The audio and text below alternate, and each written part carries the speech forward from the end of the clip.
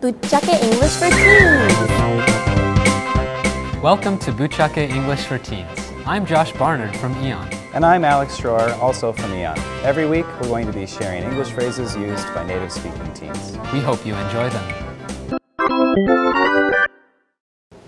So, Josh, what's this week's issue about? Kazu got a new book. I wonder what it's about. Well, let's listen and find out.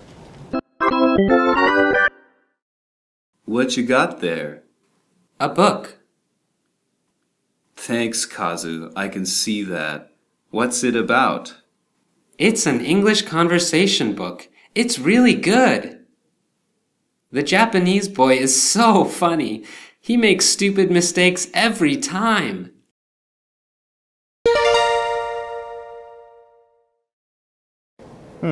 Sounds like someone we know. Yeah, Kazu might want to take a closer look at himself. But in a way, it shows how much he's learned over the past year. That's true. His English has definitely improved a lot. I'm sure that's true for all of you watching at home, too.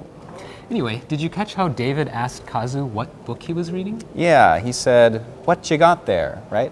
That's right. Whatcha is a fun, casual expression that can be used in many different ways.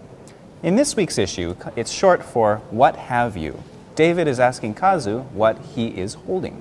So the full question would be, what have you got there? But David simplifies it to, what you got there? You can also use whatcha to replace what are you and what do you. These are probably more common. Try this example. What are you doing becomes... What you doing? Good. And what do you want would be... What you want. Nice job. By the way, Alex, what you got there? Oh, this? What you think it is? A new video game? Nope. It's Fred, my pet tarantula. Ah, what you doing bringing that to the video shoot? He gets lonely.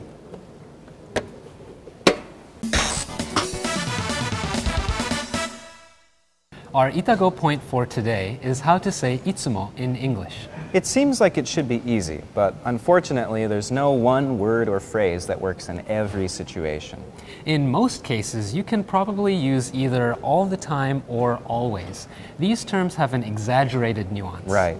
When you say that something happens all the time, it doesn't mean that it's constantly happening, just that it happens frequently. Since Kazu wanted to say that the Japanese boy makes mistakes very often, he should have said he makes stupid mistakes all the time. He could also have used always, but the placement would have been different. He always makes stupid mistakes. Every time is a little bit different. There needs to be context for it to make sense. Usually we do this by adding a short clause after it. Kazu could have said, he makes stupid mistakes every time he speaks. This sounds a little bit harsh, though. Because every time is more specific, it feels stronger than all the time. That doesn't mean that it always has a negative tone.